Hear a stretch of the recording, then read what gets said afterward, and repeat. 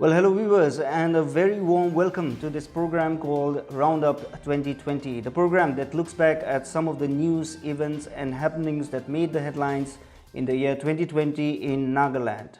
As the year 2020 draws to a close, we take a look back at some of these events that dominated the headlines this year. We begin with the Naga peace talks, which dominated the news in 2020. As Nagaland stepped into the year 2020, many Nagas had hoped for a resolution of the issue with the conclusion of separate talks between the centre and the National Socialist Council of Nagaland, Isaac Muiva, and the Naga National Political Groups NNPGs, comprising 7 organizations in October last year.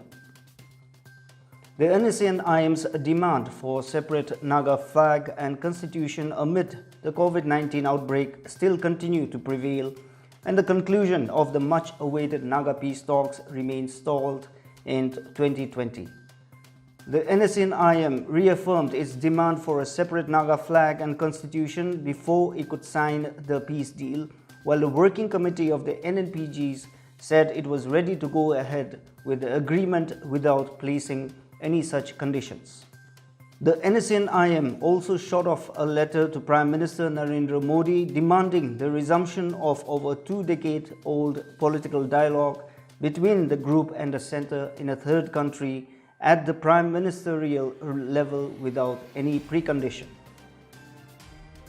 Nagaland Governor and the centre's interlocutor for Naga peace talks, R.N. Ravi, created a buzz with his remarks about armed gangs running their own governments in the state, challenging the legitimacy of the elected authority and creating a crisis of confidence in the system.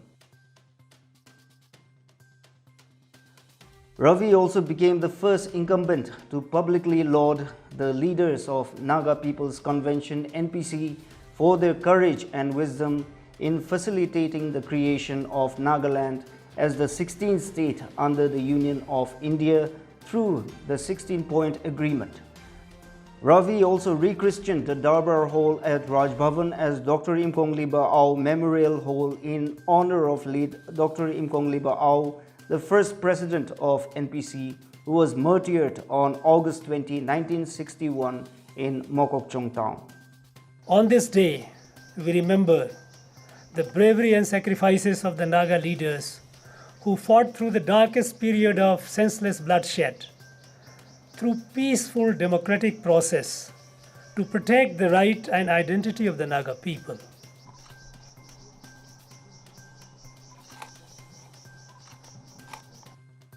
More drama was witnessed as the main opposition party Naga People's Front (NPF) walked out of the State Assembly's Joint Legislators Forum on the Naga political issue over alleged inaction.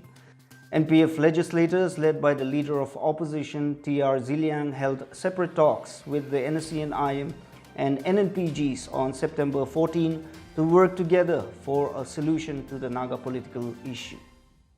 Though the NSCN-IM and NNPGs expressed the willingness to work together, not much progress could be made. Union Home Minister Amit Shah, on the other hand, held separate meetings with Chief Minister Nipirio and NPF leader T.R. Ziliang in New Delhi on October 20, following which the duo issued a joint statement on December 18, expressing their willingness to work together to bring different Naga groups together for a solution.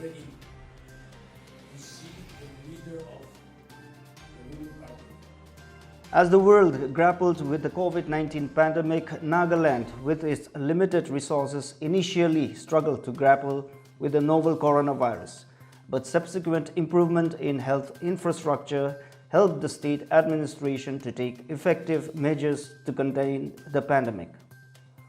Nagaland reported its first 3 cases on May 25 among returnees from Chennai. Nagaland is no longer green. We already have 3 positive cases as of now. That is the announcement that we would like to make. Since then, the state has reported 11,921 infections till December 30. There are now 218 active cases in the state, while 11,493 people have recovered. 79 patients have died and 131 persons migrated to other states. COVID-19 pandemic has posed serious challenges to normal life in Nagaland. Life has gone online, be it education, conferences, celebrations or shopping. The nationwide lockdown imposed since March 25 was extended and left many jobless and shattered the economy. Around 30,000 stranded residents, including over 13,000 workers, had returned to the state during the lockdown. The stranded Naga citizens arrived by rail, road and air. Elaborate arrangements were made by the state government in bringing in the stranded Naga citizens into the state and then to their own home districts.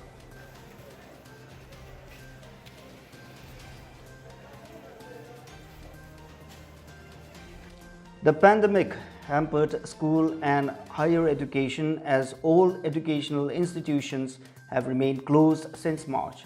The State School Education Department, however, reached out to the students through online platforms, radio and television. The COVID-19 outbreak, however, also came as a blessing in disguise with improvement of health infrastructure of the state. While Nagaland did not have a single biosafety lab BSL-3 laboratory prior to the outbreak, the first such facility was inaugurated by the Chief Minister at Naga Hospital in Kohima on May 21, followed by BSL-2 laboratories in Dimapur and Twensang districts later. The state has now 1,986 beds in COVID-19 care centers, while the number of ventilators has increased to 68 and ambulances in government hospitals to 110. The administration created 330 different posts of medical personnel during this period. NDPP nominee Mirdo Yoka won assembly by-elections to the Southern Angami 1 seat, while independent candidate T. Yangsio Samtang bagged the Pungro Kifri constituency.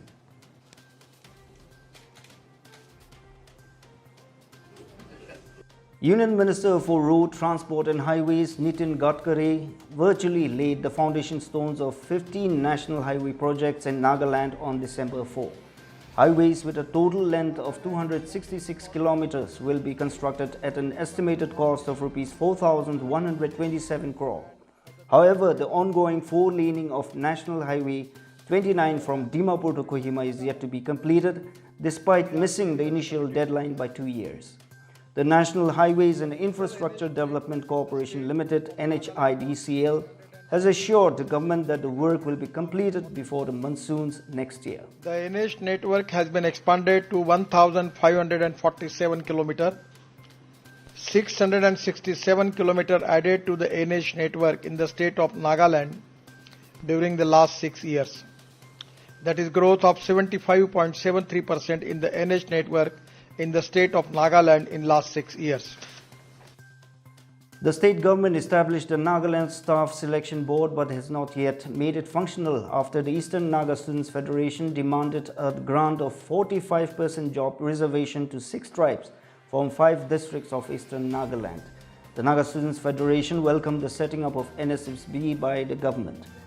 The administration has constituted a cabinet subcommittee to look into the demand and submit a report to the government.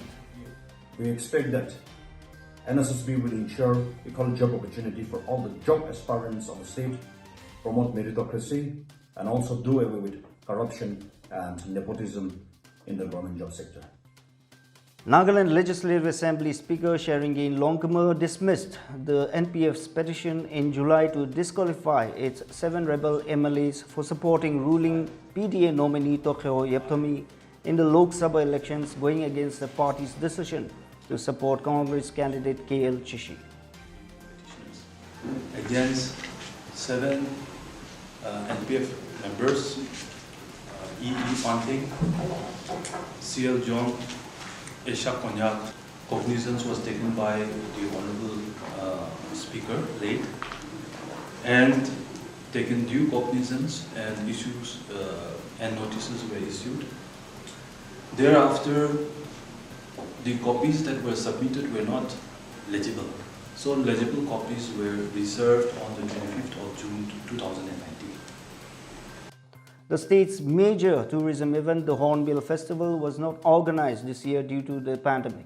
The virtual Hornbill Festival was held digitally, however, the coverage was limited only to few TV channels. Nagaland also observed the Statehood Day on December 1 with programs held in various districts of the state.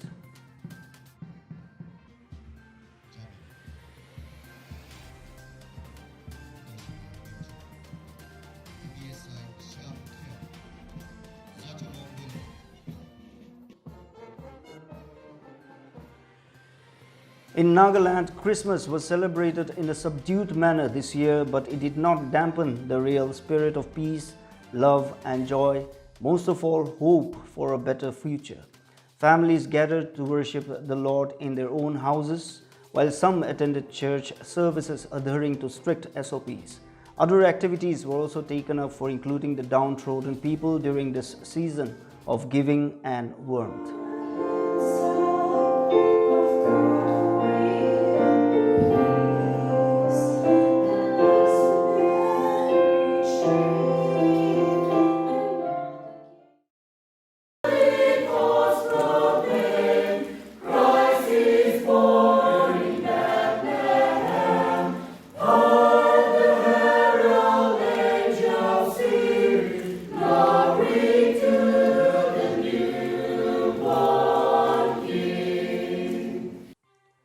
Newly elected president of the breakaway faction of the NSNK, Nikki Sumi, announced that the faction, in order to facilitate the peace process, has decided to revive the ceasefire with the government of India, which it had unilaterally abrogated in 2015.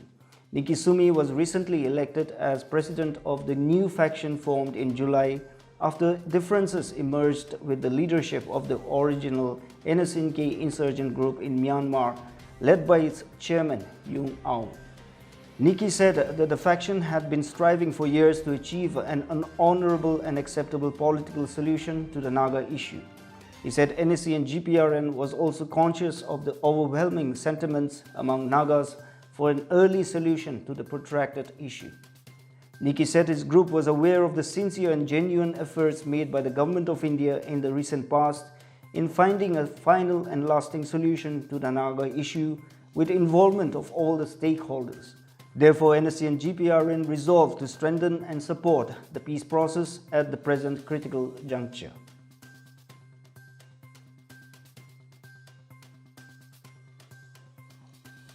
Finally, as Nagaland steps into the new year 2021, issues that dominated 2020 will spill over to the new year. The issues include solution to the decades-old Naga political issue and challenges posed by the continuing COVID-19 pandemic, besides others. Of all, expectations for solution to the Naga political issue perhaps tops the agenda. There have been over 80 negotiations since 1997 between the Government of India and the NSC and IM, while there have been over 50 rounds of negotiations between the Government of India with the Working Committee of Naga National Political Groups NNPGs since 2001. As 2020 ends, these issues are likely to spill over to the new year 2021 after wide speculations that political solution would come by Christmas 2019 and then Christmas 2020. Now the speculation is that it will be by end of January 2021. However, as the NSNK faction led by Nikki Sumi has already expressed willingness to sign ceasefire and hold talks, solution could take some time. However, even as the people of the state await the political solution, they would have to grapple with other pressing problems which don't need the center's involvement. Well, that's all we have for you in this special edition of Roundup 2020. Hope you have enjoyed the show as much as we did bringing it to you. From the entire team here's wishing you all a very happy new year. Stay safe and stay protected. Thanks for watching.